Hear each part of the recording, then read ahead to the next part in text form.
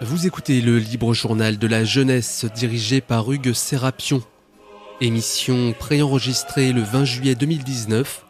Elle est diffusée pour la première fois sur Radio Courtoisie samedi 24 août 2019 de midi à 13h30 et réalisée par Sandrine.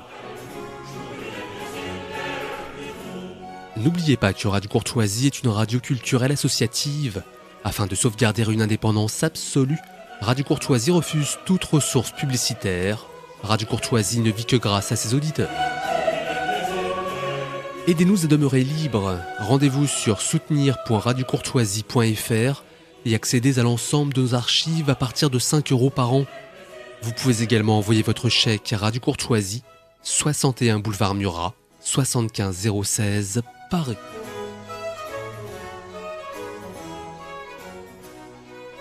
Exceptionnellement, vous ne pourrez pas intervenir au cours de cette émission car elle a été préenregistrée, mais vos lettres seront les bienvenues.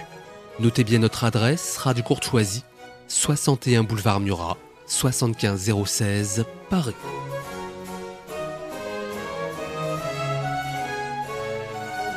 Amis auditeurs, bonjour et bienvenue à ce nouveau Libre Journal. Je suis très heureux de vous retrouver pour cette nouvelle émission certes préenregistrée, mais vos messages seront évidemment toujours les bienvenus. Nous sommes en 2019 et Jacques Laurent aurait eu 100 ans. À vrai dire, j'ai toujours considéré Jacques Laurent comme un immense écrivain, et mon appréciation me semble d'autant plus juste que plus je m'avance en âge et plus s'éloigne de moi cet homme et son œuvre, mais plus s'installe cette certitude. Jacques Laurent est un auteur finalement peu connu du grand public et source de nombreux malentendus. Aujourd'hui, nous voulons avec mon invité évoquer encore une fois l'homme et surtout cette œuvre qui, j'en suis persuadé, restera. Pour nous accompagner dans notre discussion, j'ai le plaisir de recevoir Raphaël Chauvency. Raphaël Chauvency, bonjour. Bonjour Hugues. Bienvenue à ce micro. Vous nous aviez fait le plaisir de venir nous parler déjà de Jacques Laurent il y a une dizaine d'années à l'occasion de votre livre Jacques Laurent aux éditions Pardès dans la collection Qui suis-je, publié en 2009. Et à nouveau, vous venez à l'occasion de ce centenaire et nous allons essayer ensemble, sinon de faire aimer, en tout cas de faire découvrir ou redécouvrir Jacques Laurent à nos auditeurs. Il serait difficile de ne pas l'aimer avec ce que nous devrions dire, donc en le citant, en parlant aussi bien de sa vie que de son œuvre. J'espère que les auditeurs auront non seulement envie de le lire, mais auront déjà certaines prédispositions à aimer ce livre, cette œuvre. Mais nous leur laissons évidemment toute liberté, et je crois d'ailleurs que ce mot est peut-être une clé d'entrée pour l'homme et pour l'œuvre. Mais je vous propose, Raphaël Chauvency, que nous commencions quand même, comme pour chacun d'entre nous ici-bas, par commencer par le commencement qui est la naissance, l'enfance et le début de la vie, donc de Jacques Laurent, écrivain. Alors, Jacques Laurent rapporte une anecdote. Donc, son père, Jean-Laurent Célie, est un ancien combattant, a combattu pendant la guerre de 14-18 dans les tranchées. Et Jacques rapporte que son père disait qu'on lui avait dit qu'il faisait la guerre pour que son fils ne la fasse pas, la der des der. Et une fois la paix revenue, il a demandé une preuve tangible de sa victoire, qui était ce fils, qui va être Jacques. Donc son père a été blessé pendant la Première Guerre mondiale et va s'amouracher de l'infirmière qui le soignera. Ce couple aura donc un enfant qui va naître en 1919, il y a un siècle maintenant, le petit Jacques. Ce petit Jacques qui sera certes aimé comme tous les enfants, mais qui va détester sa vie familiale. Jacques va toujours dire qu'il a eu son enfance en horreur, en abomination. Il en conservera également un rejet de la famille, un rejet de toute notion d'engagement. D'ailleurs, Jacques n'aura jamais d'enfant. Il se mariera 4 fois, dont 2 fois avec la même femme. Et une vision également de la femme qui serait non pas dénaturée, mais qui perdrait sa féminité dans la maternité. C'est pour ça aussi que Jacques ne voudra jamais d'enfant. Oui, il n'a pas tellement apprécié le cocon familial qui ne lui a pas paru comme le moyen de s'épanouir et de découvrir la vie. Il a toujours eu l'impression que ce cocon familial, justement, avait gâché la vie de son père. Et il revient assez souvent dessus dans certaines de ses œuvres même, ou dans des interviews. Jacques Laurent explique que son père n'a jamais été aussi heureux qu'à la guerre, la Première Guerre mondiale. Lorsque la Deuxième Guerre mondiale va éclater, son père verra ça un petit peu comme une libération, lui permettant de s'échapper du cocon familial, alors que la vie familiale elle-même est grise, très étriquée. Les parents de Jean Laurent Célie, de son vrai nom, de Jacques Laurent Célie, de son vrai nom. Oui, parce que quel est son... Donc, on parle de Jacques Laurent, mais son vrai nom est Laurent Célie. Jacques Laurent sera son nom de plume. Et donc ses parents vont tout faire pour essayer de maintenir un niveau social qu'ils ont du mal à préserver. Et pour ce faire, tout va se focaliser sur les apparences. La mère de Jacques Laurent était une femme extrêmement nerveuse, parfois pointilleuse. Et Jacques rapporte une anecdote. Un jour, rentrant dans le bureau de son père qui travaillait, il s'est exclamé vers 10-11 ans, « Elle est folle !» Et son père de lui répondre, « On ne dit pas « elle » en parlant de sa mère. » Oui, donc un couple qui sous des auspices qui pourraient paraître comme romantiques lorsque vous rappelez la rencontre pour finir dans une sorte de banalité domestique qui évidemment n'est pas propice à la construction d'une forme d'estime de soi. Que font les parents de Jacques Laurent ? Alors, sa mère ne travaille pas évidemment et son père est avocat. Et court après les affaires. Il a de plus en plus de mal d'ailleurs à maintenir son niveau de vie dans la période compliquée de l'après-guerre. Raphaël Chauvency, en préparant l'émission, je suis tombé sur YouTube, sur les moyens modernes de communication, sur une émission, je ne sais plus sur quelle radio autre que Radio Courtoisie, où l'idée c'est un homme qui présente un livre ou un auteur en tout cas qu'il a aimé, et là il y avait un libraire assez talentueux sans doute qui présentait Jacques Laurent, grand oublié, c'est aussi le sens de cette émission, et tous les deux je pense ont fait un contresens en parlant de la grande bourgeoisie. Et je crois que c'est un double contresens. Et là, déjà, on est au cœur d'une époque qui peut-être a même du mal à juger historiquement de l'homme et de l'auteur. Car très clairement, on est sur un avocat qui n'a jamais été un grand homme d'affaires. Non. Qui court, vous l'avez dit, après justement les affaires, sans toujours les attraper, sans même parler de les gagner, c'est ce qui serait mieux encore. Dans un environnement familial assez banal, assez terne. Et d'ailleurs, dans l'œuvre de Jacques Laurent, à plusieurs reprises, il a une forme de personnification de cette espèce d'horreur que lui inspire cette vie à la fois d'enfant, puisqu'il n'est pas totalement libre, et de fils et de famille. Et pour nommer cet environnement familial que j'ai appelé par antiphrase cocon, il dit l'appartement. Tout à fait. Plusieurs fois dans ses œuvres, il parle de l'appartement qu'il a en horreur, et qui n'est pas un appartement si grand bourgeois que ça, très loin de là, mais qui est de ces dizaines de milliers d'appartements, certes parisiens, certes de la bourgeoisie, mais très très éloignés d'une quelconque forme de statut social ou même de richesse. À une époque où, rappelons-le, tout le monde n'a pas l'eau courante et où on est à milieu du confort d'aujourd'hui. Je pense qu'aujourd'hui, un cadre moyen, pour dire les choses, pour essayer de donner des comparaisons, à un niveau de vie, là aussi la chose est à la mode, à mon avis, égale ou supérieure à celle de la famille de Jacques Laurent. Bien sûr, tout à fait. La famille de Jacques Laurent, je parlais d'apparence également, qui malgré tout a une bonne, ce qui se faisait beaucoup plus facilement à l'époque. Là mais aussi, qui se contresens. Tout à fait. Mais qui se prive souvent du nécessaire pour conserver cette bonne par souci des apparences et de respectabilité. Et c'est pour ça que Jacques Laurent n'a pas voulu que sa vie revive cette vie. Et sa prodigalité, à mon avis, et on en parlera de l'homme qui était assez flamboyant, s'explique aussi par cela. C'est-à-dire que il ne veut pas transmettre, il ne veut pas conserver, il veut vivre. dans un univers qui l'a privé quand même d'une certaine vie. Parce que, si vous voulez, d'une certaine façon, les péchés capitaux nous enseignent sur les extrêmes qu'il faut éviter, c'est-à-dire la trop grande avarice ou la trop grande prodigalité. Et très clairement, on sent bien que là, dans cette famille, il y a un décalage, et Jacques Laurent a voulu se rattraper. C'est un milieu finalement très très classique. Je pourrais presque dire...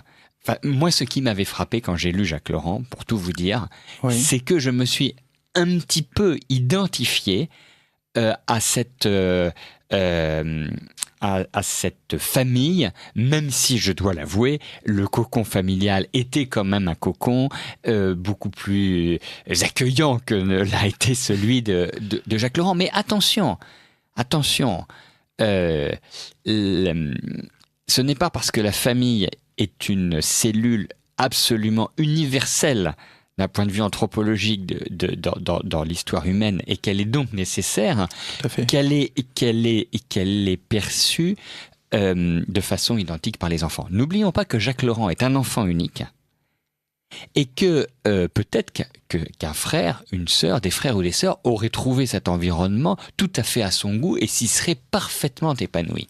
Peut-être que Jacques aussi aurait vu cet environnement différemment avec des frères ou sœurs, tout à fait. Et d'ailleurs, on semble voir dans son œuvre ce regret de ne pas avoir eu une sorte d'alter ego de son âge qui lui permette d'avoir un carré magique, alors que là, il y a un triangle d'impossibilités.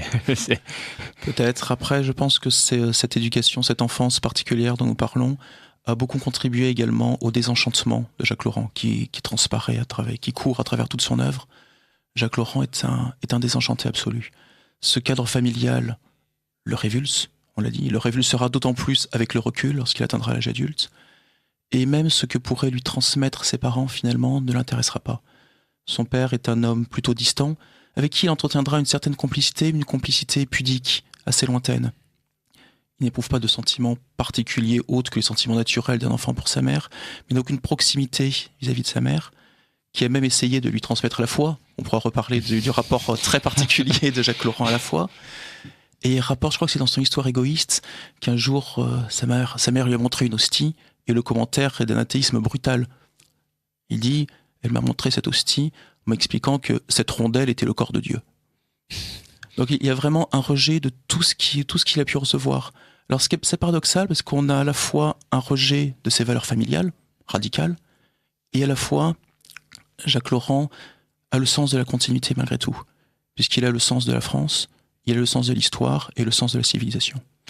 Mais j'ai envie de dire que là aussi, c'est une donnée anthropologique majeure et évidente. Et là aussi, contresens, à mon avis actuel, c'est que cette continuité de Jacques Laurent ne fait pas de lui, on va y revenir abondamment, un écrivain, que sais-je, conservateur, de droite, patriote, etc. C'est simplement quelqu'un qui voit une réalité anthropologique et qui s'inscrit dans cette continuité. Au contraire, parce qu'il était libre, justement, et parce qu'il était attaché avant tout à sa liberté, tout à fait. Mais au contraire, Jacques Laurent ne participe pas plus que de raison, et c'est un euphémisme, à cette transmission.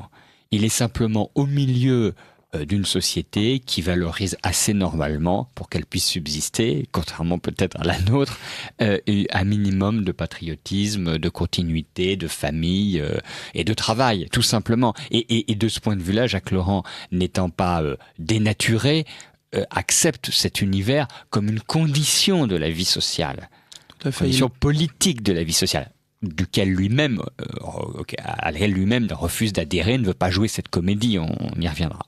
Mais pour revenir sur cette enfance, moi qui me semble très, très intéressante, je ne dirais pas que Jacques Laurent a manqué d'amour, mais je dirais que si tant est qu'il ait eu de l'amour, cet amour ne l'a pas touché. Il n'a pas été touché par l'amour. Et d'une certaine façon, c'est un point de départ, vous parliez de désenchantement.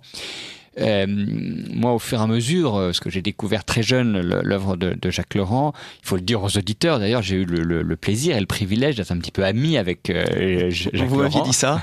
Voilà, et je pense qu'il faut le dire aux auditeurs, d'autant que cette petite amitié, je dis petite dans le temps, hein, bien sûr, a permis que la dernière interview d'1h30, un petit peu comme celle que nous faisons aujourd'hui, et que Jacques Laurent a pu donner avant sa mort, a été faite à et pour les auditeurs de Radio Courtoisie. Donc c'était plutôt passionnant, puisque nous avons fait avec Jacques Laurent exactement ce que nous faisons aujourd'hui, c'est-à-dire que nous avons essayé de retracer sa vie, et donc il s'est livré avec alors pas de révélation, de scoop, diraient les journalistes. Ce n'était pas son genre. Pas de révélation. Il y a la continuité de ce qu'il a toujours dit, mais avec beaucoup de là aussi de volonté de dire ce qu'il était une dernière fois. Mais revenons donc pour les auditeurs de Radio Courtoisie à cette enfance. Je pense que on se souvient tous de son enfance, et on se souvient aussi de la façon dont on percevait son enfance, c'est-à-dire si on était heureux, si on n'était pas heureux, de ses rêves, de ses amours, de ses inimitiés. On se souvient tous de son enfance. Et c'est vrai que l'enfance de Jacques Laurent, c'est l'enfance d'un être qui est seul. Et vous parliez de désenchantement. Je pense que la première des choses surtout à comprendre dans Jacques Laurent, c'est que Jacques Laurent a traversé le siècle, a traversé la vie, a traversé sa vie seul, éminemment seul, parce que finalement, la seule chose auquel il a cru peut-être, c'est les femmes, mais dans le rapport amoureux, on y viendra. Pour lui, je pense que la femme n'est évidemment pas un animal, mais elle n'est pas exactement au même niveau que l'homme dans l'ordre métaphysique. Et donc, il a traversé la vie avec les femmes et les livres. Et de ce point de vue-là, les deux avaient la même vocation. C'est-à-dire le libérer de cette angoisse et ce désenchantement total. Alors vous parlez des femmes et des livres, pour revenir alors non plus à l'enfance de Jacques Laurent, mais à son adolescence. Donc il va découvrir les livres, donc chez lui évidemment, dans une petite librairie de Saint-Lazare. Il nous raconte qu'avec son ami Roger Maria, dont il fera Rémia en littérature, nous en reparlerons tout à l'heure, il s'installait dans cette librairie, passait des journées entières à lire des livres qu'il n'achetait jamais. Par rapport aux femmes, le premier rapport de Jacques Laurent avec les femmes, le rapport avec sa mère, dont nous avons déjà parlé, et vous avez parlé d'amour, les premiers rapports de Jacques Laurent avec les femmes ne seront pas des rapports amoureux, puisque ses premiers contacts seront avec les petites bretonnes des trottoirs de Saint-Lazare, ce qui est une entrée dans la vie amoureuse, sentimentale ou sensuelle assez particulière. Et très jeune d'ailleurs. Très très jeune, tout à fait. Et très très jeune. Mais je voudrais quand même terminer un petit peu sur l'enfance de Jacques Laurent, parce que encore une fois, je vous dis, je vois à la fois toutes les correspondances et toutes les différences avec moi, ma propre enfance. Il y a quelque chose quand même que ce milieu lui a apporté, et ça a été de même pour moi. C'est un accès aux livres et à la culture absolument infini. Et ça, je crois que c'est très important. C'est-à-dire que, en fait, on l'embête pas, Jacques Laurent. Non. Il n'y a pas de contrainte. C'est-à-dire, à partir du moment où on est poli avec la dame, on peut tout faire. Je pense que c'est un bon résumé. Et ça, c'est aussi la magie de ce type d'éducation. J'avoue que maintenant, j'ai un enfant et une fille, et je ne suis pas sûr d'arriver à reproduire quelque chose qui est peut-être aussi daté dans l'espace et dans le temps. Mais très clairement, Jacques Laurent a tout de suite compris que sa maman était la gardienne du temple et donc des apparences. Il n'a pas compris immédiatement combien c'était quand même important et qu'il n'était pas nécessaire de la mépriser pour cela. Je pense qu'il l'a compris après, mais d'un point de vue politique. Oui. Son père, évidemment, vous l'avez dit, il y a cette complicité masculine mais néanmoins distante. Je pense que nous y reviendrons en parlant du Petit Canard, notamment de ses romans tout à l'heure. Oui. Et puis, il y a cet accès qu'offre ce type de milieu au savoir, à la vie. Donc à partir du moment où il n'est pas le dernier en classe, et à partir du moment où, je le disais de façon un petit peu humoristique, il est à peu près correctement éduqué et ne fait pas honte à ses parents, tout est possible. Alors je dirais que plus qu'un accès, c'est une possibilité qui a été ouverte. Parce qu'on ne peut pas dire que Jacques Laurent est baigné dans un environnement très littéraire. Il n'a pas baigné dans un environnement cultivé, mais normalement cultivé. Il n'a pas... Oui, et c'est bien ce que je veux dire. C'est la force de cette éducation et de ce milieu. C'est-à-dire que point n'est besoin de courir les expositions et de recevoir à sa table le tout Paris pour avoir cet accès direct à la culture, qui est une sorte de choix personnel. Et c'est le premier choix personnel que pose Jacques Laurent. Et moi, je vois bien, parce que j'ai eu un frère, et il n'a pas eu le même choix. Moi, le choix personnel que j'ai posé, c'est que j'allais à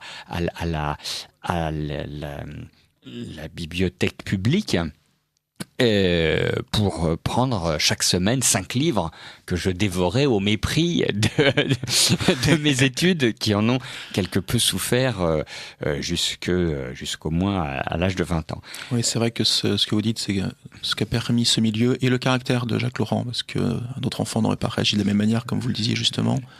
Ce qui a permis, c'est d'avoir une culture d'autodidacte. Donc une culture qui est extrêmement libre, et même un rapport à la littérature qui n'est pas du tout formel ou universitaire. D'ailleurs, critique universitaire littéraire qu'il disait haïr de toute son âme. Alors, il a néanmoins, on y reviendra, fait quelques études, plutôt orientées dans la philosophie de mémoire d'ailleurs, oui. Mais c'est vrai qu'il n'y a aucun... Étant donné qu'il n'a jamais voulu se cultiver dans un but, il y a un rapport extrêmement libre, là aussi, à la littérature et au savoir. Le savoir n'est pas une décoration, n'est même pas un gagne-pain, n'est pas un statut social. Là aussi, une grande liberté vis-à-vis des lieux communs, finalement. Jacques Laurent, c'est l'anti-lieu commun. Mais pour terminer sur l'enfance, il y a cette grande liberté que donne finalement ce carcan théoriquement souple et sombre, mais qui donne vraiment beaucoup de liberté. Et puis il y a le lycée Condorcet, qui est l'ouverture sur le monde, et quelques camarades. Tout à fait. Lycée Condorcet, où d'ailleurs, une autre petite anecdote, il croisera comme professeur Fernand Braudel, dont il occupera un jour le siège de l'Académie française. L'enfance de Jacques Laurent passe. Je pense que nous allons pouvoir passer à son adolescence, à ses camarades. Et Jacques Laurent, athée, il se décrit lui-même comme toujours sale, les ongles noirs, révolté contre tout le monde, anarchiste, presque nihiliste. Il y a un fond de nihilisme à travers l'œuvre toute l'œuvre de Jacques Laurent. Jacques Laurent va réussir à surprendre son entourage en se rapprochant paradoxalement de l'Action française, où on l'attendait plus, on aurait pu l'imaginer anarchiste, on aurait pu l'imaginer loin de toute notion d'ordre, et il se rapproche de l'Action française, assez paradoxalement. Ce qui va l'attirer, ce n'est pas du tout la monarchie capétienne. Laurent n'avait aucun sens de la monarchie capétienne, d'ailleurs il était plutôt bonapartiste, par sentimentalisme et pas par raison politique. Ce qui va l'attirer à l'Action française, ce n'est pas non plus l'ordre. Laurent sait que l'ordre est nécessaire, mais il n'a aucune appétence particulière, personnelle pour cet ordre. Non, ce qui va l'intéresser, c'est une certaine vision de la civilisation. Il dira lui-même, je ne cède pas à un parti, je cédais à la civilisation. Et pourquoi la civilisation ? Parce qu'il a relevé ce qui me semble le plus important dans l'œuvre de Maurras, et sans doute ce qui en subsiste aujourd'hui de plus essentiel, c'est sa critique du romantisme. Et ce que Laurent, comme Maurras d'ailleurs, reproche le plus à notre époque, issue du XIXe siècle, c'est le triomphe, ce qu'il appelait d'ailleurs les idées généreuses sur les idées justes. Voilà, c'est de Madame de Staël que date le temps des sentiments justes et des idées généreuses. Et ça, pour Jacques Laurent, c'est une insulte à l'intelligence et au bon sens. C'est contraire à la civilisation, c'est la marque de la barbarie de notre temps.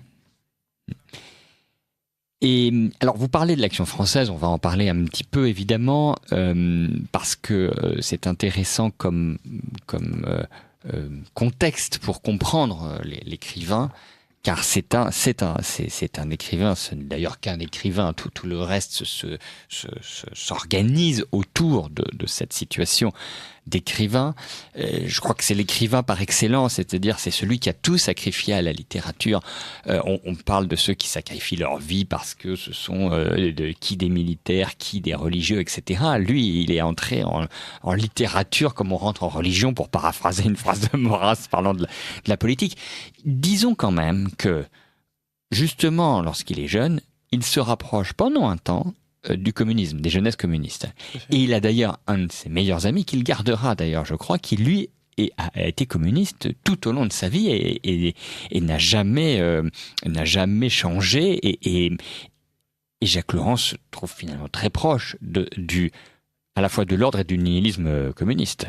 Alors cet ami, c'est celui que nous avons cité tout à l'heure, c'est donc Roger Maria, dont il fera Rémia en littérature, avec qui il a découvert les livres dans cette petite librairie de Saint-Lazare, et qui effectivement non seulement entrera au Parti communiste, mais sera journaliste pour l'Humanité. Et Laurent a écrit qu'une des joies de sa vie, c'est que leur relation amicale n'en ait jamais souffert. Donc reprenant chacun des voies très différentes. Je pense pas que Jacques Laurent ait pu être véritablement attiré durablement par le communisme, qu'il ait eu une tentation communiste à un moment de son adolescence, par révolte contre une société qu'il n'appréciait pas plus que ça, nous en avons suffisamment parlé, certes, mais le côté systématique du communisme ne pouvait pas lui plaire. Oui.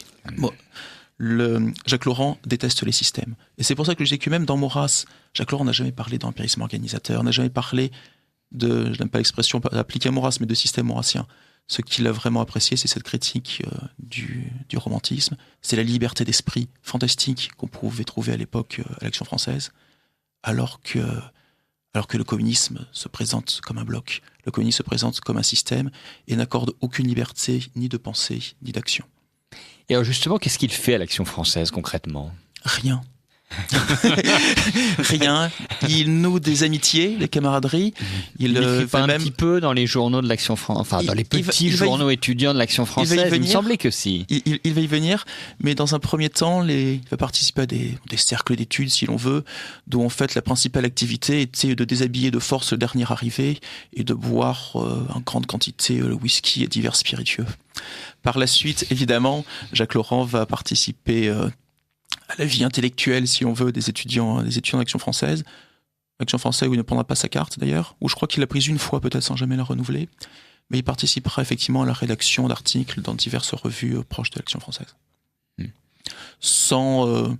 Encore une fois, sans jamais s'impliquer vraiment politiquement.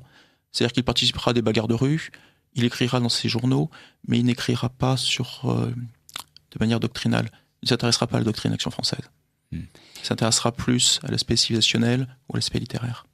Et à partir de quel moment Jacques Laurent rompt définitivement tout contact et toute activité en lien avec l'Action française ? Alors il ne va jamais rompre parce qu'il ne va jamais y entrer. C'est-à-dire que Jacques Laurent va participer à des activités. L'Action française participera à quelques bagarres, effectivement, écrira quelques articles, aura des sympathies, des amitiés qui vont nouer là-bas, plus d'ailleurs dans l'environnement d'Action française que l'Action française même. Il était très proche de ceux qu'on a pu appeler les non-conformistes des années 30. Il va rencontrer des personnes comme Raoul Girardet, son ami François Santin, toutes des personnes qui gravitaient dans l'environnement d'Action française, mais Jacques Laurent n'était pas un militant. C'était tellement contraire à son esprit qu'il n'a jamais pu l'être, et je crois que ça lui-même jamais passé par l'esprit. Et peut-être que d'ailleurs, par ce passage par l'Action française, il a pu lui-même se connaître mieux et forger sa conviction de l'auteur dégagé par rapport à l'auteur engagé. Alors c'est sûr que s'il y a une chose qu'il a retenue de l'Action française, c'est peut-être une phrase de Léon Daudet. Lorsque Léon Daudet avait défendu Céline à la parution du Voyage au bout de la nuit, il s'était fait reprocher par de nombreux patriotes de soutenir un auteur antipatriote et un livre si contraire aux valeurs qu'il semblait défendre dans l'Action française. Et Léon Daudet avait répondu qu'en matière de littérature, la patrie, il lui disait merde. Je pense qu'effectivement, c'est quelque chose qui ne pouvait que plaire à Jacques Laurent. Nous parlions de liberté tout à l'heure. Cette liberté qu'il n'aurait jamais pu trouver au Parti communiste, il pouvait la trouver dans l'environnement intellectuel de l'AF de l'époque. Quelles études poursuit Jacques Laurent ? Alors, il va faire, comme vous le disiez tout à l'heure, il va poursuivre des études de philosophie, qu'il va mener en dilettante, un petit peu comme il a suivi toutes ses études. Il était doué, je crois que c'est un de ses professeurs de lycée qui avait dit qu'il était doué en philosophie, mais moins qu'il ne le croyait lui-même.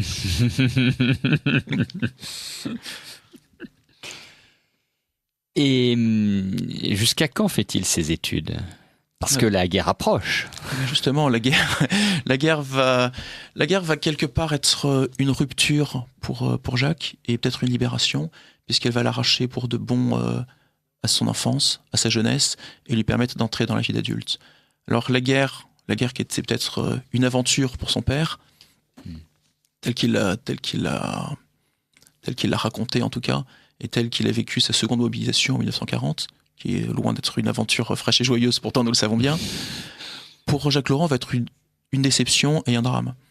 Une déception déjà parce que, comme tout jeune homme partant au combat pour défendre sa patrie, on peut caresser quelques rêves d'héroïsme, quelques rêves de gloire. Il n'y en aura aucun puisqu'il ne verra pas l'ennemi. Il sera mobilisé parmi les tirailleurs algériens après avoir raté les EOR. Donc Jacques Laurent n'a pas pu être officier. Il ne verra pas l'ennemi et il va surtout assister à la débâcle, à l'effondrement total d'une France qui lui semblait éternelle, qui lui semblait toute puissante et qui était... C'était un drame dont il aura beaucoup de mal à se remettre. Et je me souviens d'une rencontre avec Michel Déon qui me disait que lui-même, il ne s'en était jamais remis. Et je pense que c'est la même chose pour Jacques Laurent. C'était la fin des rares certitudes qu'il pouvait avoir. Une de ces certitudes, c'était la pérennité de la France. C'était un pays qui était à l'abri des orages du monde. Et qui finalement... dans l'éternité. Tout à fait. Et je pense qu'il va en tirer une leçon qu'on trouvera dans son œuvre, réfléchissant un petit peu sur cet effondrement, réfléchissant un petit peu sur la civilisation occidentale. Il y a que ce qui a marqué la civilisation occidentale, c'est le changement. Le changement en tant que valeur. Et dans un article publié sous le pseudonyme Jacques Bostan, je crois, pendant la Deuxième Guerre mondiale, il dira que la grande erreur des Français était d'avoir voulu figer le temps après 1918. Alors que la civilisation occidentale est la civilisation du mouvement. Oui. La civilisation... Le progrès, en réalité. Alors, je pense pas que Jacques Laurent aurait aimé le terme de progrès. Je le dis volontairement de façon provocante parce que aujourd'hui on a du progrès. La vision radicale, politique, idéologique et pour tout dire stupide, qui sous différentes formes, et sans que ce soit un jugement politique, réapparaît perpétuellement depuis la Révolution française. Mais ce que je veux dire, c'est que le fondement de l'homme occidental, c'est qu'il n'est pas dans une sorte de perpétuel retour comme l'homme antique ou ceux d'autres civilisations. Il sort de ce cercle de la malédiction pour rentrer dans un but qui doit être différent. Et ça, c'est dû à une seule chose, enfin, c'est dû à trois choses. C'est la Grèce, Rome et le christianisme. À partir du moment où il y a un enjeu de salut, il n'y a pas un éternel retour. Donc on sort de la société traditionnelle. Donc ça ne veut pas dire que le christianisme ne soit pas traditionnel. Enfin, vous voyez ce que je veux dire ? Oui. Et ça, je pense que c'est quelque chose aussi de très important que nous commençons un petit peu à comprendre et que très clairement Jacques Laurent comprend, c'est que le monde occidental, c'est le mouvement, c'est le progrès, évidemment, je le dis de façon provocateur, c'est le changement, c'est la capacité à renouveler ce qui fait l'essence de l'homme et de la civilisation. Alors que la société, par exemple, asiatique, bouddhiste, islamique, etc., reste figée, et c'est ce qui explique à un moment le décalage dans le progrès matériel. Le progrès moral, lui, étant évidemment plus compliqué à mettre en œuvre. Et c'est vrai que la seule civilisation, et Jacques Laurent a vraiment insisté énormément dessus, la seule civilisation qui fait du changement une valeur est la civilisation occidentale. Ce qui explique que d'ailleurs, depuis la Renaissance, pour simplifier un petit peu les choses, tous les grands bouleversements, qu'ils soient politiques, qu'ils soient intellectuels, philosophiques, économiques, sont venus d'Occident. Et alors, pour s'éloigner un petit peu de Jacques Laurent, juste une seconde, mais terminer le raisonnement, aujourd'hui que l'Occident s'efface, l'Occident a toujours cette notion, cette soif de changement, mais il s'est coupé de son histoire. Et je pense qu'il y a une confusion aujourd'hui entre changement et table rase. Oui, évidemment. C'est pour ça que je disais que depuis 200 ans, il y avait une vision, idéologique et fausse de ce changement qu'on a appelé progrès. Voilà. Mais d'ailleurs, aujourd'hui, la situation, c'est qu'en réalité, l'Europe et l'Occident se retrouvent dans des isolats qui peuvent être partout. Et quand on voit par exemple un pays comme la Corée du Sud, on se dit que parfois, dans tous leurs attributs et dans tous les évolutions, les progrès, on a un petit bout quand même d'Europe et d'Occident, alors que nous, on a de plus en plus de gros bouts d'Orient et de systèmes fermés, de lourdeur, de pesanteur, de mensonges, de fausseté, qui est la marque des sociétés qui s'étiolent tout simplement, parce que nous ne sommes pas du tout dans un progrès là, nous sommes vraiment dans une régression. Vous parlez de fausseté, effectivement. Je pense que vous parlez de société qui s'étiole. Je pense que nous sommes dans une société aussi qui adoptait l'idée d'un sens de l'histoire, un sens de l'histoire qui tendrait vers son effacement. Jacques Laurent, je reviens à lui, détestait toute idée de sens de l'histoire. Par exemple, il détestait Hegel, par-dessus tout. Hegel qui avait voulu réduire Napoléon à un facteur de l'histoire. Il détestait l'idée que l'histoire puisse avoir un sens. L'homme occidental aujourd'hui, européen en tout cas, pense que l'histoire a un sens et que ce sens conduit à son effacement, je pense. Il y a une espèce de fatalisme occidental. Et nous avons parlé de changement, d'une civilisation occidentale qui s'est basée sur la recherche du changement, donc sur un très fort volontarisme, une espèce de complexe prométhéen en un sens. Tout à fait, et qui a parfois mené à certaines catastrophes. Qui a indiscutablement mené à des catastrophes, mais qui a aussi fait la particularité occidentale. Et aujourd'hui, l'homme occidental est devenu fataliste. Et vous parliez d'influence extérieure, un certain orientalisme, finalement, un fatalisme de l'Occident, lié encore une fois à une croyance en un sens de l'histoire. Et une histoire qui s'effacerait, qui conduirait tout simplement à la disparition, l'annihilation des nations et à l'endormissement de l'Europe. À l'endormissement, il y a une sortie pour le moment douce de l'histoire où les Européens, en quelque sorte terrifiés par ce qu'ils ont été, en ne regardant que les catastrophes, évidemment, mais dans ce cas-là, on arrête de vivre. Hein. C'est pareil pour nous, à titre individuel. Si on ne regarde que ce qui n'a pas marché dans notre vie, nous ne pouvons que nous lamenter. Eh bien, d'une certaine façon, se fige et s'interdit de continuer l'aventure, de continuer le changement.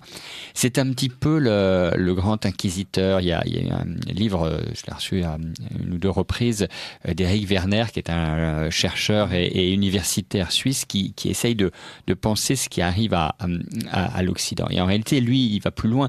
Il dit que la tendance perpétuelle des sociétés, c'est d'aller vers une forme de pacte faustien où on échange la liberté contre une forme de certitude et ou de sécurité. Et là, par exemple, aujourd'hui, le système emblématique de cette situation, c'est la Chine, qui est en train de concocter un totalitarisme basé sur les nouvelles technologies, où personne ne pourra laisser échapper ne serait-ce qu'une pensée qui ne soit pas conforme s'il veut continuer à acheter 1 ou 2 sacs Vuitton par an. C'est assez effrayant. C'est assez effrayant. Et de ce point de vue-là, et de ce point de vue-là uniquement, on va y revenir, Jacques Laurent est donc un défenseur, en effet, de la civilisation française et européenne. Et on ne comprend pas, à mon avis, ses engagements au moment de l'Algérie, par exemple, ou du Vietnam, si on ne comprend pas qu'il y a en effet cet effondrement où en fait déjà sa vie familiale ne lui paraissait pas bien, enfin un véritable modèle, mais la France qui aurait pu se substituer dans son admiration, eh bien s'effondre lamentablement en 1940. Et que fait-il d'ailleurs cet effondrement, Jacques Laurent va se retrouver à monter la garde à la frontière après l'effondrement, mais une frontière qui court, comme il disait lui-même, à travers les noms les plus sensuels de notre histoire, c'est-à-dire le long de la ligne de démarcation. Donc Jacques Laurent va être incorporé de l'armée d'armistice, il va s'ennuyer prodigieusement, il va commencer à écrire, prendre quelques notes en vue d'un livre dont nous reparlerons bientôt, en attendant sa démobilisation, qui va le laisser à Vichy, où il trouvera un poste de petit fonctionnaire. Là, à cette époque, aucune tentation d'héroïsme. Il ne cherche pas à rentrer dans la milice, il ne rentre pas dans la résistance. Enfin, encore une fois, la politique n'a jamais été une tentation pour Jacques Laurent. Non, Jacques Laurent a toujours été très détaché. Et je pense qu'après l'effondrement, en plus de la France, quelle politique ? La résistance, à ses yeux, ne représentait pas grand-chose, même aux yeux des Français. Avant la fin, j'allais dire, avant la toute fin, elle aurait été malheureusement anecdotique. Et il va pourtant la rencontrer, la résistance, à Vichy. C'est-à-dire que les maquis, au début, étaient très peu peuplés. Ils vont commencer à se remplir à partir du service du travail obligatoire, à partir du STO. Mais lorsque Laurent est démobilisé, il n'y a pas de maquis significatif.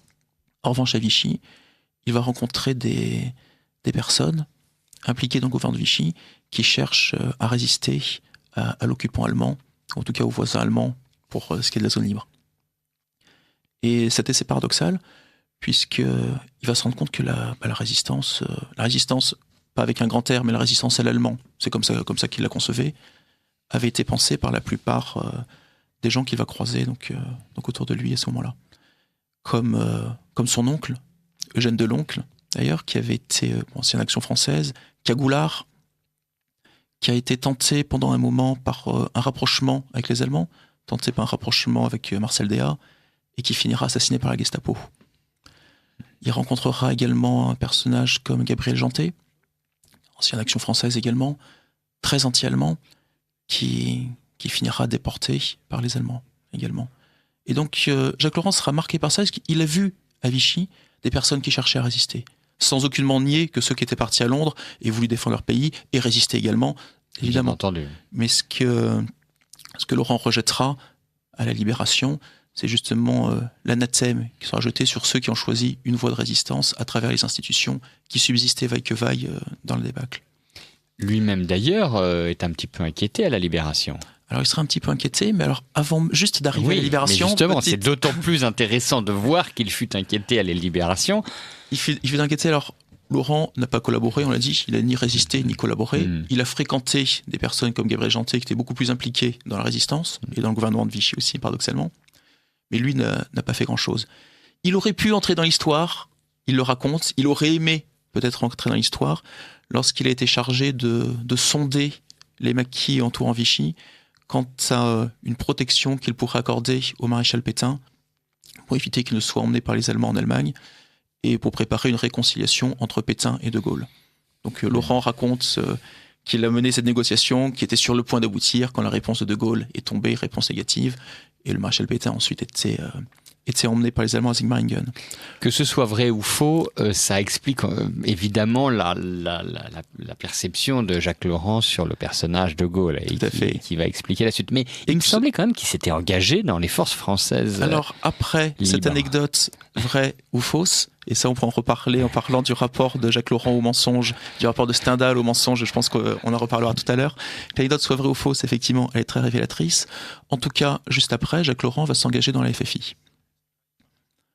Donc après quelques semaines, je ne me souviens plus du temps exact qu'il a passé dans la FFI, comme tous, il sera incorporé de l'armée de Lattre pour faire son devoir.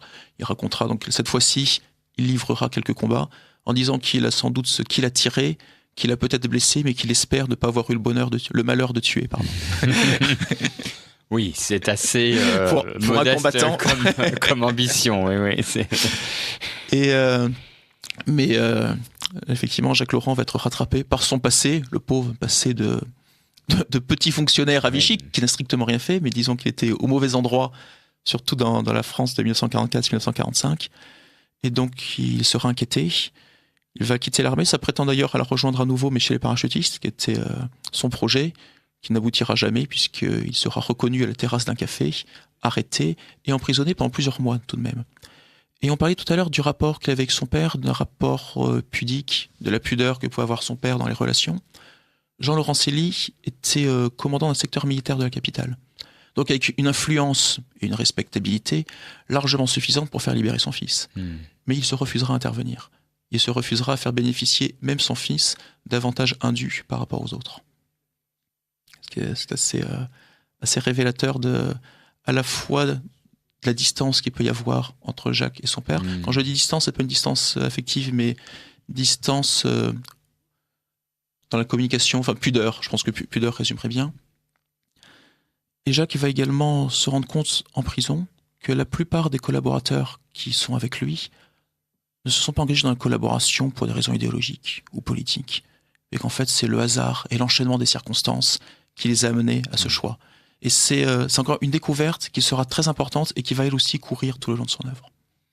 Oui, en effet, c'est Jacques Laurent a cette certitude que il n'y a pas de sens à l'histoire, au sens collectif, mais moins encore d'histoire individuelle. C'est-à-dire que chacun, à chaque moment, est le jouet du temps, des circonstances, et aussi de sa volonté, mais que tout cela dresse un spectacle plein de bruit et de fureur, mais raconté par un fou en tout état de cause. C'est ce que Jacques Laurent, dans toute son œuvre, a insisté sur l'importance de l'événement épigénétique.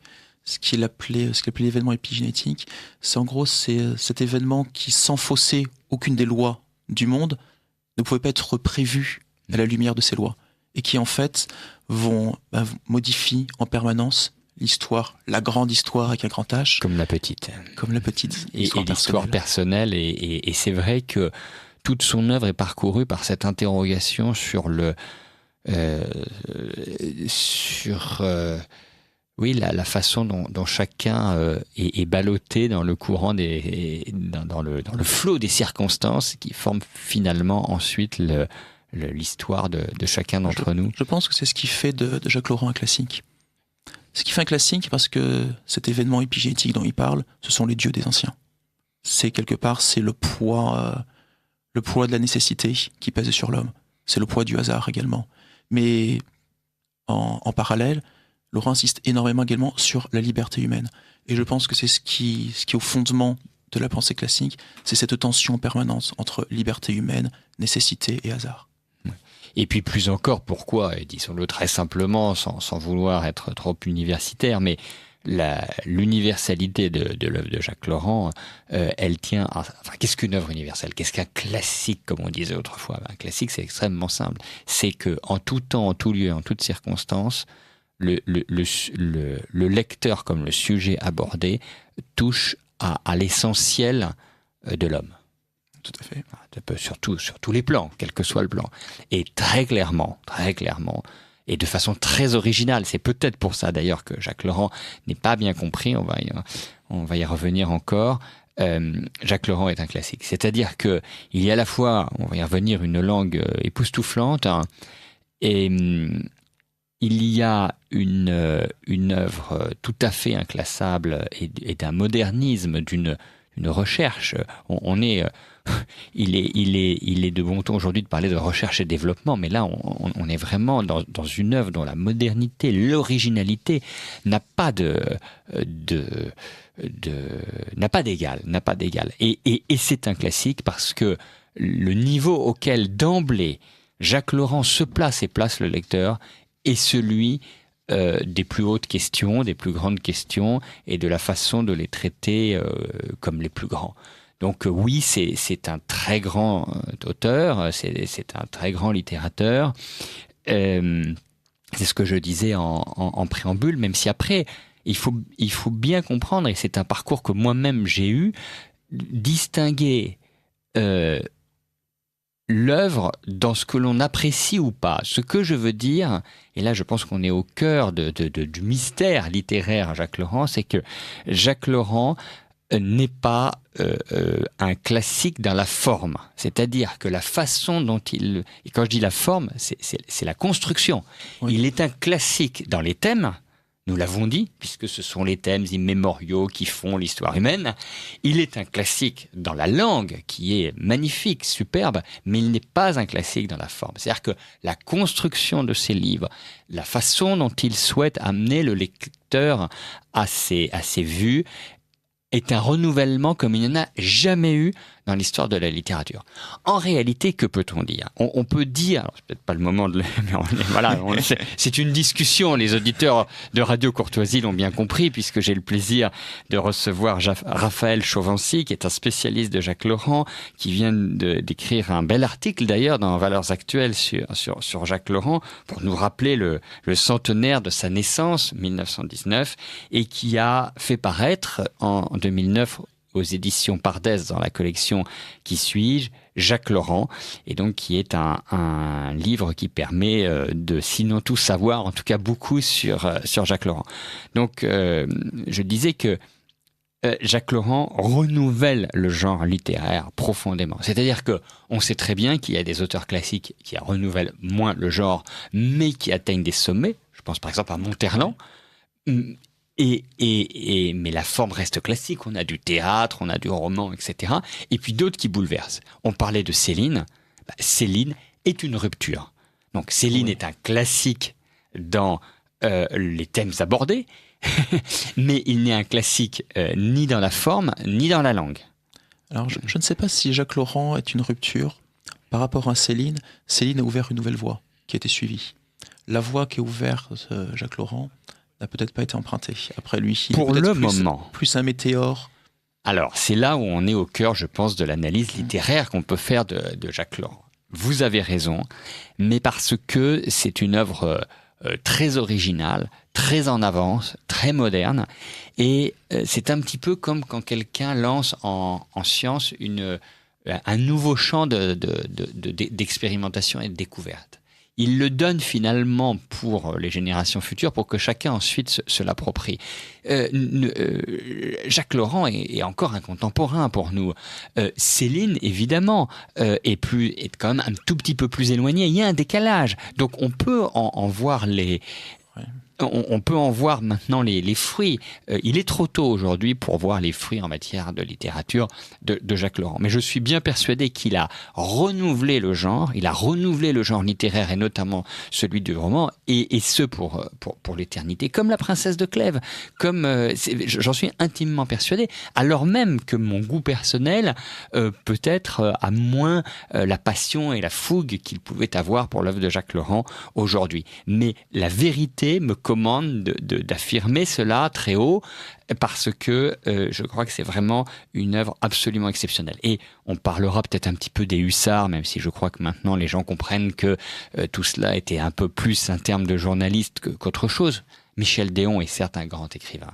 C'est un écrivain classique dans tous les sens du terme, mais il a les trois classicismes, c'est-à-dire celui du thème, celui de la forme de l'ouvrage et celui de la langue.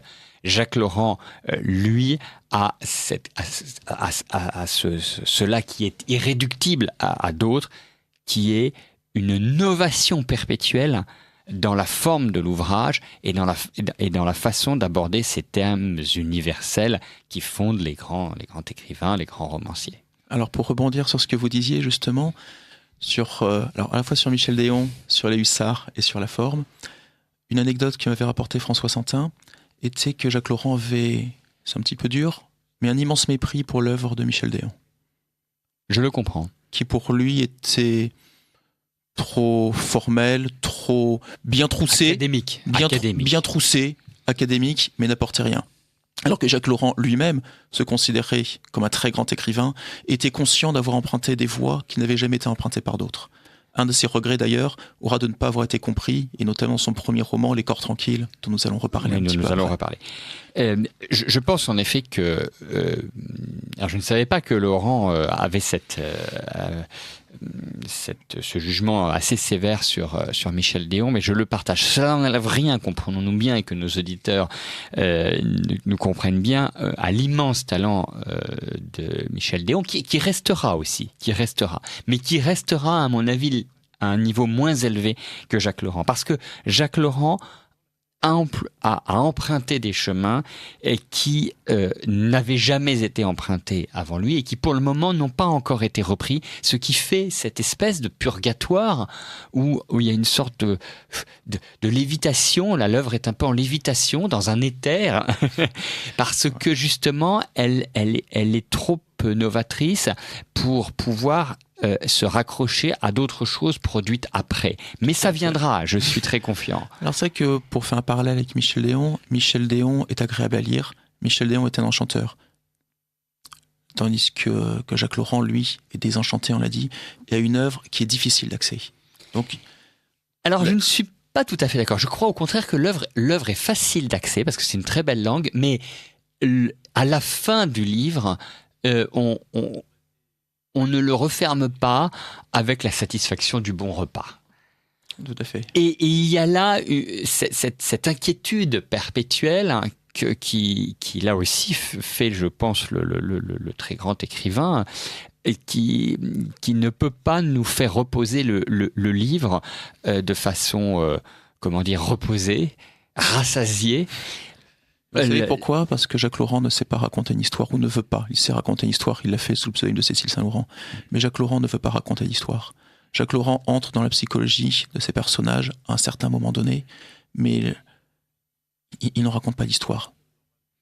Et d'ailleurs, justement, on parlait de Michel Déon. En réalité, comme Jacques Laurent voyait qu'il aurait été sûrement un grand prosateur sur une sorte de Jean d'Ormesson, si vous voulez, mais que c'était pas ce qu'il souhaitait faire parce que d'autres l'avaient fait avant lui et d'autres le feraient après lui, il a laissé, à mon avis, ce cadre classique à ce par quoi il est le plus connu. C'est Cécile Saint-Laurent, c'est les Caroline Chéry, Hortense XIV. Donc, ces livres dont il faut dire un mot, car lui-même les a construits avec un bonheur non fin.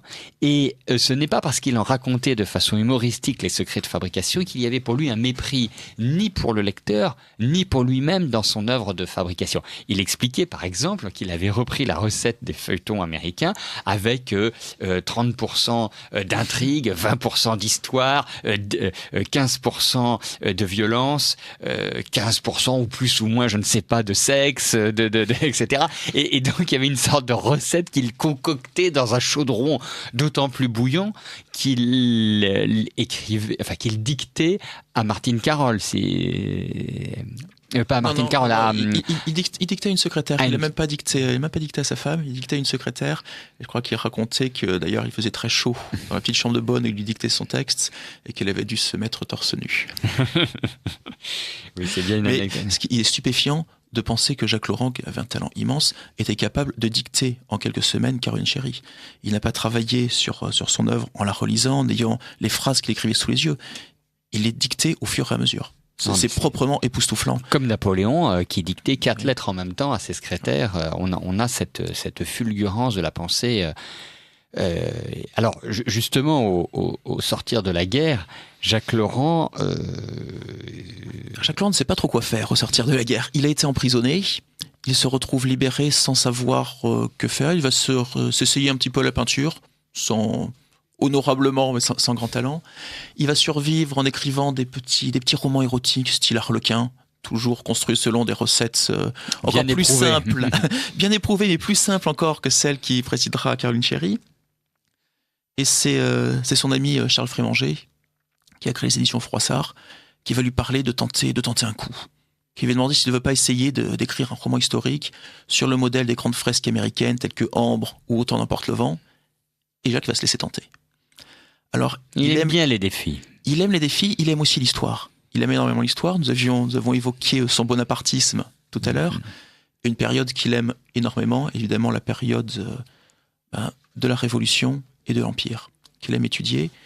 Il n'étudiait pas l'histoire de manière universitaire. Il avait une connaissance historique très grande, mais qui était basée sur la lecture de mémoires essentiellement, qu'il a trouvé dans la bibliothèque paternelle. Et donc Jacques va se lancer dans la rédaction d'une fresque historique, érotique, il faut bien le dire aussi, sur la Révolution, et ce sera Caroline Chéry. Le roman va paraître en 1947, et curieusement va être un échec au début. C'est-à-dire que le premier mois, aucun exemplaire n'est vendu. Je crois qu'il y a eu 2 exemplaires vendus le premier mois. Donc c'est un échec total. Et le diable porte pierre, puisque Charles Frémanger était encore jeune, manquait un peu d'expérience, et en fait va se faire avoir par un de ses distributeurs, qui va emporter un certain nombre de livres sans les payer.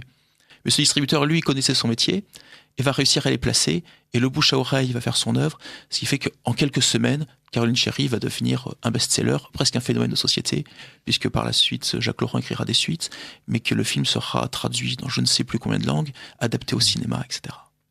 Oui, parce qu'il y a quelque chose qu'on ne sait pas, c'est que... qu'on ne sait pas assez. Alors, évidemment, c'est Caroline Chéry, c'est ce par quoi on connaît Jacques Laurent. Beaucoup ne connaissent que cela de Jacques Laurent. Ce qui est fondamental, c'est que, et ça aussi c'est quelque chose qui est profond chez Jacques Laurent, c'est que il y a un vrai détachement de stoïque dans la vie et dans la pensée de Jacques Laurent, dans son rapport au monde. Jacques Laurent est des chansons, et c'est un homme libre, il est peut-être désenchanté, mais surtout il ne poursuit aucune chimère. Et pas plus l'argent qu'autre chose. Et cet argent va servir à la littérature. Il boit bien, il vit bien. Il aura une Buick avec chauffeur. Oui. Et d'ailleurs, lors de cette émission, qui fut donc la dernière interview publique de Jacques Laurent, je lui ai dit, mais vous avez eu des équipages pour lui faire comprendre qu'il avait été très riche. Il m'a répondu souverainement, oui, mais je les ai perdus. Donc il a vraiment tout donné.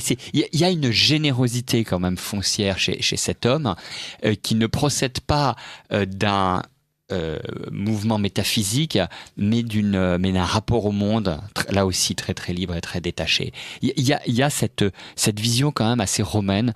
De toute façon, il y a un moment, à quoi ça sert de se lamenter contre la pauvreté, la maladie ou la mort? Soit on la rencontre et on n'y peut rien, soit on ne la rencontre pas et on peut bénir les dieux. Oui. Donc il fait fortune. Il fait fortune et il va, comme vous le disiez justement, dépenser cette fortune pour la littérature en créant 2 revues. La première, La Parisienne, une revue littéraire qui se voulait dégagée, désengagée. Il faut savoir que dans l'immédiate après-guerre, la pesanteur que faisaient peser sur les lettres françaises les bien-pensants, déjà à l'époque, le Parti communiste notamment. Enfin, une pesanteur totalitaire. Enfin, était épouvantable. Il faut se rendre compte. Était absolument épouvantable. Et là aussi, on ne comprend pas, on fait une erreur. Jacques Laurent n'a pas voulu combattre le communisme, il a voulu garder sa liberté. C'est pas tout à fait la même chose. Et la redonner aux lettres. La garder pour lui, mais la redonner aux lettres françaises également. Pas oublier que Laurent insistait sur le fantastique foisonnement littéraire qu'on a pu voir en France pendant l'entre-deux-guerres. Il disait même qu'il n'y avait pas eu un tel foisonnement littéraire depuis sans doute le grand siècle. D'ailleurs, c'est une chose qu'il reproche à Maurras, c'est que Maurras aurait très bien pu vivre sans tous ses écrivains, ce que lui n'aurait pas pu faire. Oui. Non, allez-y. Et donc, Laurent va créer une revue, La Parisienne, où tous les talents pourraient se retrouver sans ce jugement politique, sans ce totalitarisme politique qui allait jusqu'à vouloir empêcher certains auteurs de publier en raison de leurs idées, vraies ou supposées. Ah mais La Parisienne, c'est éblouissant d'intelligence, de talent, de modernité. Alors je sais plus si c'est Art ou La Parisienne ou la première de Couve, comme on dit, c'est un dessin de Cocteau. La Parisienne, oui. La Crétoise de Cocteau. Il n'y a pas plus engagé dans le monde, dans la modernité, dans la culture, dans l'intelligence que Jacques Laurent. Et cette revue, elle n'est pas de droite, elle n'est pas de gauche, elle est simplement une revue intellectuelle. Et là aussi, contresens absolu. Et Jacques Laurent doit être remercié pour sa contribution quand même à la République des lettres. Jacques Laurent a littéralement libéré les lettres grâce à cette revue. Alors, il avait commencé déjà en ridiculisant Jean-Paul Sartre dans un petit texte, Paul et Jean-Paul. Dites-en un petit mot, parce que il est difficile de parler de La Parisienne sans évoquer. C'est très savoureux. Et là, on est au cœur du système Laurent qui consiste à refuser les systèmes et plus encore l'hypocrisie. Parce que pour Jacques Laurent, à la limite, et c'est ce qu'on a vu dans sa jeunesse, on peut avoir une idéologie, mais l'idéologie plus l'hypocrisie, c'est assez insupportable pour Jacques Laurent. Et lorsque Jacques reprochait à Sartre d'avoir fait jouer ses pièces pendant l'occupation et de donner des leçons de morale à ceux qui ne pensaient pas comme lui. Évidemment. Après avoir rédigé des listes de proscription à la Libération, tout Oui, comme donc, aujourd'hui, les mêmes qui nous donnent plein de leçons de morale, mais qui seraient bien incapables d'accueillir la moindre personne chez eux. Enfin, tout ça est... Enfin, une vie soupçonnée. Il y a un certain parallèle, d'ailleurs, entre ce que nous vivons aujourd'hui, que Jacques Laurent, heureusement, n'a pas vécu, puisqu'il est parti avant, volontairement. Je lui avais dit, d'ailleurs, il me le contestait, en disant, non, mais de mon temps, il y avait des vrais... il y avait des vrais sujets, il y avait des vraies oppositions. Et là, j'ai dit, mais attendez, vous plaisantez, c'est pas parce que ce n'est pas votre temps que moi, c'est mon temps, je peux vous dire qu'il y a des vrais sujet tout de même. C'est bon. Comme quoi, à chaque génération, ses combats. Ouais, je pense que les sujets et la chape de plomb politiquement correcte est beaucoup plus lourde aujourd'hui qu'elle ne l'était quand Jacques Laurent est parti. J'en suis intimement persuadé, mais lui ne le voyait pas comme ça, ce qui montre bien que à chaque génération son combat. Tout à fait. Et donc Jacques Laurent a résolu non pas d'attaquer Sartre par un texte polémique, mais de le ridiculiser, ce qui est bien plus terrible, évidemment, en le comparant à Paul Bourget. Alors Paul Bourget, qui est vraiment le modèle de l'écrivain bourgeois, qui pourrait être l'antithèse de Sartre, qui en tout cas incarnait tout ce que Sartre détestait. C'est l'archétype du conservateur bien pensant de la France de la fin du 19e siècle et qui est le parangon des vertus bourgeoises et morales. Tout à fait. Et qui détestait Kant, que d'ailleurs Laurent n'aimait pas plus que ça, mais il va utiliser un travers ridicule, il faut le dire, de Paul Bourget, qui consistait, si je le simplifie comme le disait Jacques Laurent, à dire que la lecture de Kant pouvait conduire les jeunes gens au vice, voire au meurtre. Bon, pensée absurde et impossible à avancer dans un essai. Oui, sauf à se ridiculiser. Sauf à se ridiculiser, mais distillé dans un roman, il est possible d'essayer d'amener le lecteur à penser qu'il y a un lien de cause à effet. Et Laurent va se rendre compte que Sartre fait exactement pareil avec le fascisme et l'inversion, disant que l'inversion conduit au fascisme. Ce qui serait d'ailleurs, entre parenthèses, très amusant de nos jours s'il avait voulu avancer le même genre de théorie. Oui, enfin des sortes de fantasmes complètement délirants et ridicules qu'il fallait dénoncer. Qui ne sont même pas des raccourcis, mais qui sont en fait des affirmations gratuites, sans aucun fondement. Non, mais totalement délirantes et ridicules. Enfin, et présentées comme des vérités. Et oui. Des vérités révélées à travers ces romans. Et donc, très rapidement, en quelques pages, Laurent va faire le parallèle entre Paul Bourget et Jean-Paul Sartre. En plus, il y a l'allitération entre Paul et Jean-Paul. Enfin, dès le titre, déjà, on a un bijou de littérature et d'intelligence. Il dira que Milady avait un fils. Il était un grand admirateur d'Alexandre Dumas. Et Jean-Paul Sartre va être ridiculisé. Vraiment ridiculisé. Le texte aura un tel succès d'ailleurs qu'il sera imprimé par Gaston Gallimard sans qu'il en demande d'autorisation à Jacques Laurent, sera diffusé dans tout Paris. Et à partir du moment où l'idole du moment avait été ridiculisée, évidemment les lettres vont commencer à respirer un petit peu.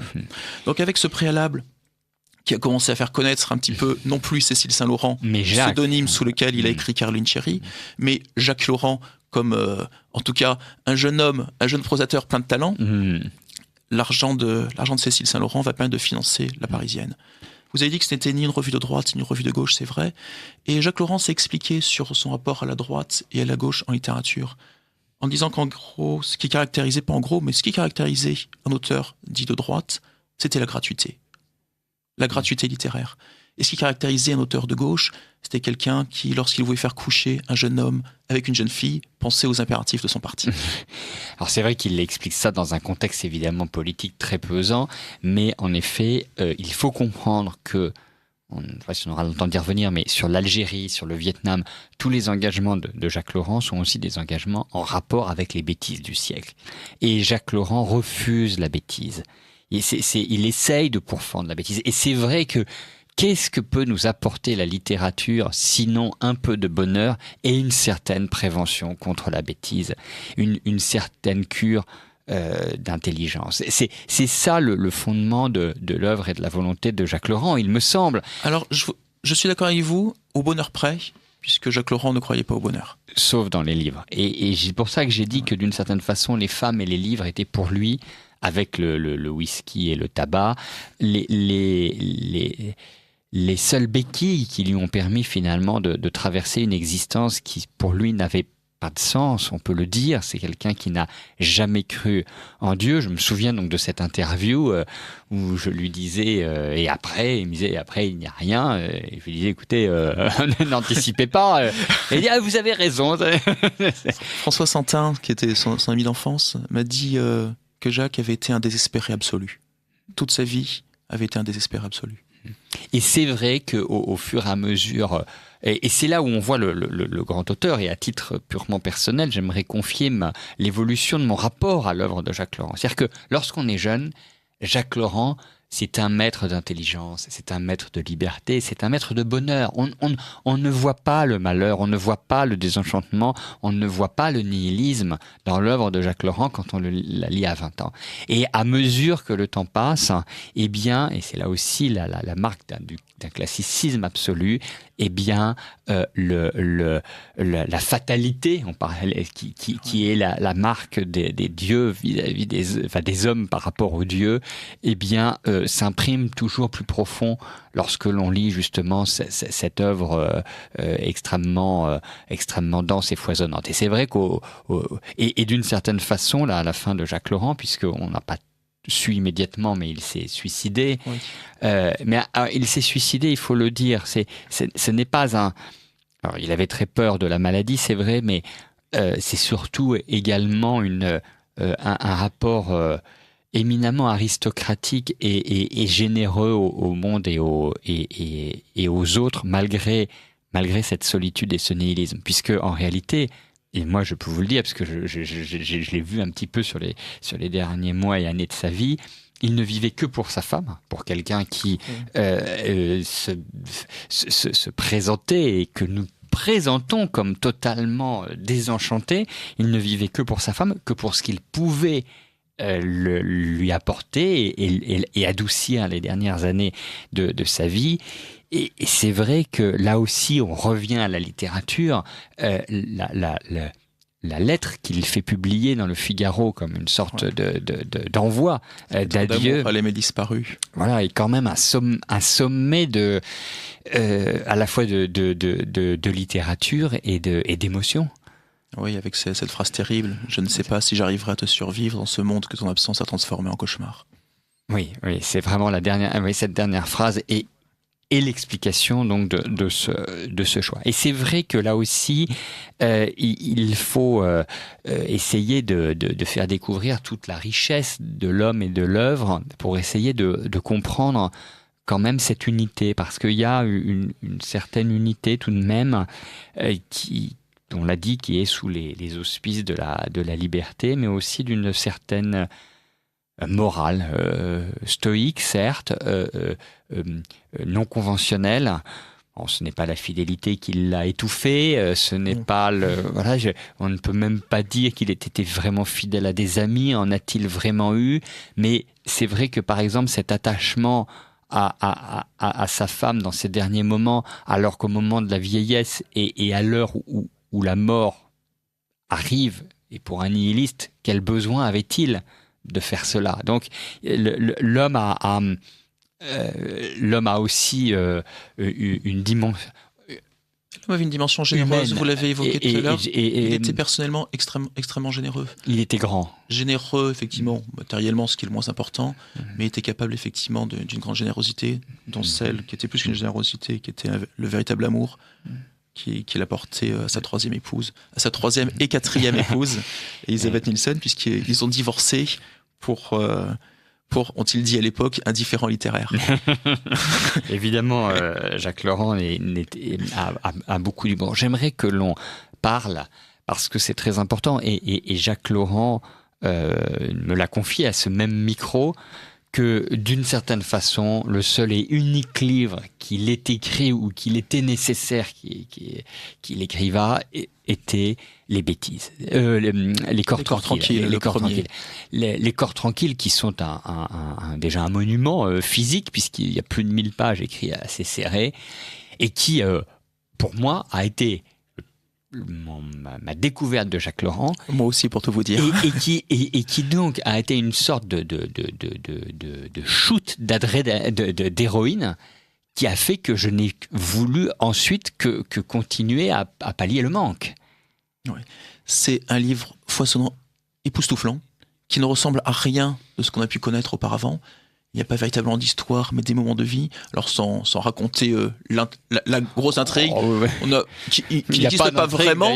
On a surtout un personnage principal, Anne Coquet, qui se retrouve dans une espèce de fantasque institut de vigilance contre le suicide, avec une dizaine de personnages dont les relations, les pensées les plus intimes vont constituer la trame de ce récit. Et c'est un festival d'intelligence, de mots d'esprit, de gratuité, de recherche psychologique. Et je reviens sur la gratuité et sur ce que vous disiez tout à l'heure sur l'appréhension qu'on peut avoir d'une œuvre. Lorsque j'ai lu Les Corps tranquilles, une vingtaine d'années, effectivement, j'étais fasciné par cette gratuité et cet esprit hussard, si on peut dire, d'esprit de légèreté. En le relisant plus tard, en fait, cette gratuité m'a fait peur. En fait, c'est une gratuité qui constitue, je pense, le fond du drame laurentien, c'est que rien n'a véritablement d'importance, finalement. Et donc, en fait, Les Corps tranquilles, les Corps tranquilles qui sont présentés comme un livre extrêmement léger, en fait, sont un livre dramatique également. Donc, le style est éblouissant, fantastique. La gratuité est surprenante, mais derrière, en fait, une réflexion beaucoup plus pesante. Pourquoi le moi est-il si important ? Et on voit plein de petits moi des différents personnages dans ce livre. Pourquoi le moi est-il si important ? Eh bien parce qu'il est destiné à s'évanouir sans rien laisser. Et là, il y a là aussi ce que j'appelais le classicisme de l'œuvre, c'est-à-dire que on n'est pas uniquement sur quelque chose d'agréable comme avec Déon ou d'Ormesson, etc. On a une interrogation profonde et surtout renouvelée, parce que d'Ormesson aussi s'interroge sur la vie, la mort, le temps et les circonstances. Mais là, il y a une interrogation renouvelée comme jamais dans la forme et dans le fond sur justement les grandes questions éternelles. Et on parlait de la forme, c'est vrai que ce roman, on ne sait même pas si on peut l'appeler roman d'ailleurs, est totalement inclassable dans sa forme, et il réussit ce tour de force d'abord d'être accessible, je le dis à nos auditeurs, point n'est besoin d'être un grand lecteur et un grand littérateur pour entrer dans cette langue si belle, si pure, si originale en même temps, mais si classique aussi, concise, mais également se permettant des digressions sans fin, mais qui sont un tel festival de bonheur et d'intelligence. C'est un repas c'est un repas magique qui ne finit jamais. Et d'ailleurs, Jacques Laurent a toujours dit, mes plus beaux repas, c'est quand même dans les livres que je les ai pris ou parce que je les ai lus ou que je les ai écrits, c'était là où ils étaient les plus beaux. Et elle disait, je crois qu'effectivement, il a découvert le poids de la littérature enfant en disant, pour revenir à ce que vous disiez, que sa meilleure omelette enfant, il l'avait mangée en lisant Achiman Chatrian. Oui. Alors, c'est vrai qu'après, le reste de l'œuvre semble non pas une redite, ce serait tout à fait injuste vis-à-vis de Jacques Laurent, mais la continuation de ce chemin tout à fait original qu'il a initié et qu'il poursuit. Et donc, il a dit que c'était la seule œuvre, c'est sa meilleure œuvre et la seule qui devrait rester. Et celle qui contenait en germe tout le reste de son œuvre. Tous les autres. Après, il faut quand même que les auditeurs puissent découvrir, je leur laisse la liberté de choisir entre les bêtises, les sous-ensembles flous, entre les essais. Alors, les sous-ensembles flous, oui. Les bêtises, pour dire juste un mot rapidement, puisqu'il livre est important également. Sans doute le livre le plus connu, en tout cas de Jacques Laurent, sous son nom, qui lui a valu le prix Goncourt en 71. Les bêtises est pour le coup un livre difficile d'accès. Un livre remarquable, une mise en abîme fantastique, presque folle. Incroyable. Presque folle. C'est un tour de force éblouissant. C'est éblouissant. Où le livre commence comme un roman picaresque, ensuite se poursuit dans une seconde partie par une réflexion du narrateur qu'on découvre vers la 100e page seulement, qui s'interroge sur les raisons qui l'ont conduit à entamer ce roman et à l'abandonner, qui se poursuit dans une troisième partie par un journal intime, et une quatrième partie enfin où le narrateur cherche à se justifier ou à se défendre en abordant des réflexions générales. C'est une mise en abîme comme je crois il n'y a aucun autre exemple dans notre littérature. Il n'y en a pas, et c'est pour ça que je dis et je répète que Jacques Laurent est unique dans l'histoire mondiale de la littérature. Et on n'a pas assez dit, mais Jacques Laurent a fait des dizaines de films, sa filmographie est remarquable. Et il y a un film qui est sorti il y a quelques années, mais pas très longtemps, qui a beaucoup fait parler, qui s'appelle Inception. Vous savez, où en réalité ce sont des rêves imbriqués et c'est vrai que c'est un film qui est remarquable à beaucoup d'égards, qui n'avait jamais été fait avant et qui, je pense, restera parce qu'il ouvre une voie. Et ben, d'une certaine façon, Les Bêtises, c'est Inception. C'est-à-dire que pour la première fois dans l'histoire de la littérature, tous les arts de l'écriture sont convoqués pour tenter d'approcher une vérité. Et ça, c'est assez fascinant. Et là aussi, c'est à cela que touche la littérature. C'est cette tentative d'approcher par un biais qui est le sien, qui n'est pas celui de la science, qui n'est pas celui de l'histoire, mais à la fois à l'universel et à la vérité, c'est-à-dire le rapport de la compréhension de l'homme dans son rapport au monde. Et avec alors sans dévoiler, comme encore une fois, Jacques Laurent ne raconte pas l'histoire, mais sans dévoiler la fin des Bêtises, cette mise en abîme psychologique qui a permis d'entrer vraiment dans l'intimité du personnage débouche sur un échec final, puisque à la fin, on se rend compte à la toute fin du roman, qu'on n'arrive jamais à connaître un être tout à fait et qu'on ne peut jamais prévoir ses réactions. Comment se poursuit et se termine finalement l'œuvre et la vie de Jacques Laurent ? Sa vie se termine mal. Alors son œuvre se poursuit très variée. Je vois que le temps presse, mais il est impossible, avant d'arriver à la fin de la vie de Jacques Laurent, de ne pas évoquer le polémiste, là où réside peut-être son vrai talent, et notamment dans son ouvrage remarquable, Mauriac sous de Gaulle. Donc, Laurent détestait de Gaulle, détestait littéralement de Gaulle, notamment depuis la guerre de 40, et la non-réconciliation des Français à la Libération. Il le détestait même au point d'en être souvent un peu injuste avec le personnage, pour le moins. Mauriac sous de Gaulle est une réaction à un livre que François Mauriac avait écrit, qui était quasiment une hagiographie du général de Gaulle. Oui, Grotesque. Grotesque parce qu'excessive. Et Laurent va lui répondre par ce petit livre court, qui est sans doute son meilleur livre, au niveau stylistique en tout cas, qui est son meilleur livre. C'est un festival d'esprit qui pourrait évoquer, dans une plume du XXe siècle, la vivacité du cardinal de Retz. C'est sans doute vraiment un livre à lire à tout prix. Puisque je vois que nous arrivons dans les toutes dernières minutes, je réponds à votre question maintenant sur la fin de sa vie. Jacques Laurent finira à l'Académie française.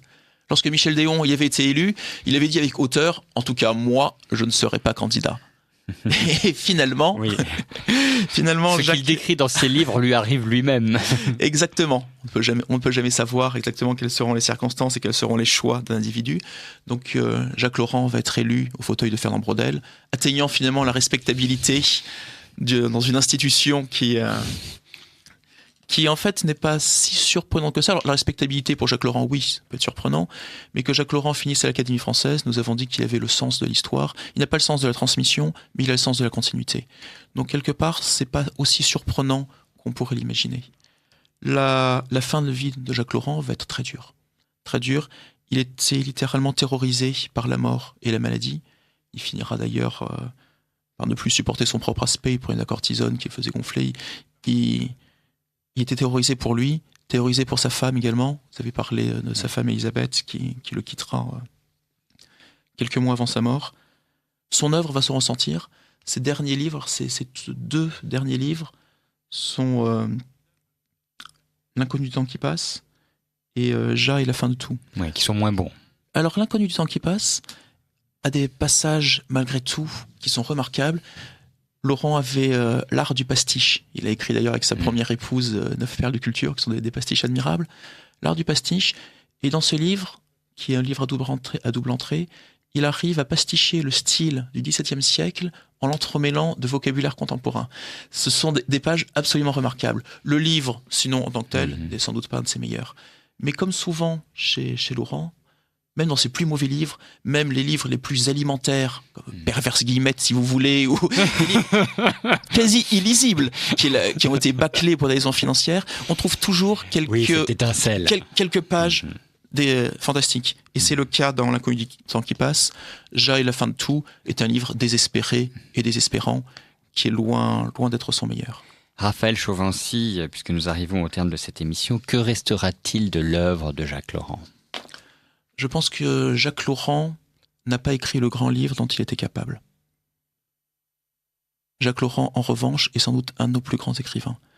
Et ce qui restera de lui, c'est une œuvre qui aujourd'hui est dispersée et qui mériterait d'être ramassée. Il n'y a pas un livre de Jacques Laurent. On ne peut pas dire « j'ai lu le livre de Jacques Laurent ».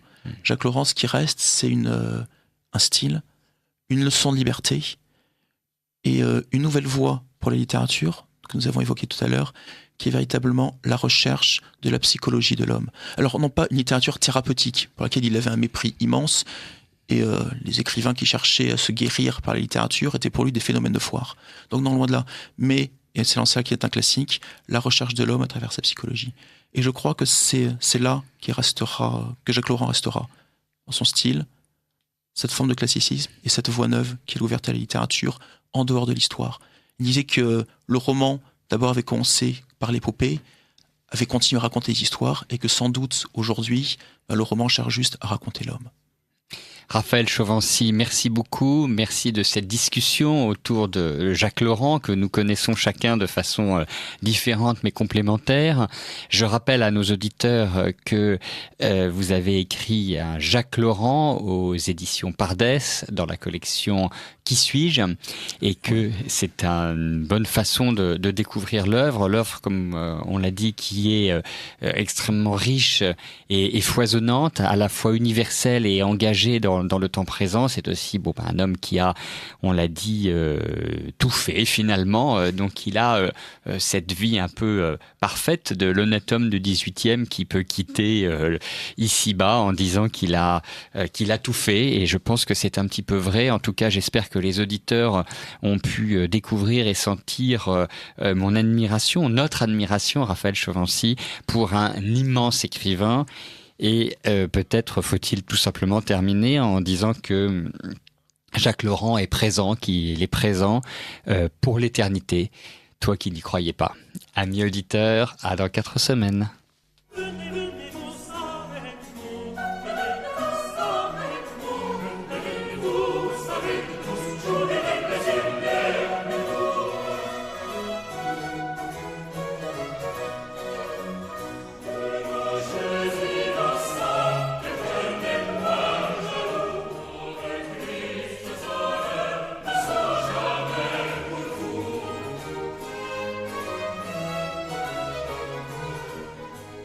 Vous venez d'entendre le libre journal de la jeunesse dirigé par Hugues Sérapion.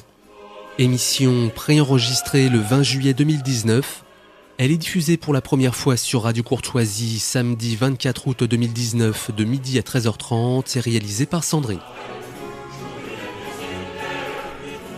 N'oubliez pas que Radio Courtoisie est une radio culturelle associative. Afin de sauvegarder une indépendance absolue, Radio Courtoisie refuse toute ressource publicitaire. Radio Courtoisie ne vit que grâce à ses auditeurs. Aidez-nous à demeurer libres. Rendez-vous sur soutenir.radiocourtoisie.fr et accédez à l'ensemble de nos archives à partir de 5 € par an. Vous pouvez également envoyer votre chèque à Radio Courtoisie, 61 boulevard Murat, 75 016, Paris. Si vous le désirez, nous pouvons vous faire parvenir un enregistrement de ce libre journal. Commandez le CD-ROM pour le prix franc de port de 9 € ou 6 € seulement si vous êtes adhérent de notre association. Je vous rappelle notre adresse, Radio Courtoisie, 61 boulevard Murat, 75 016, Paris.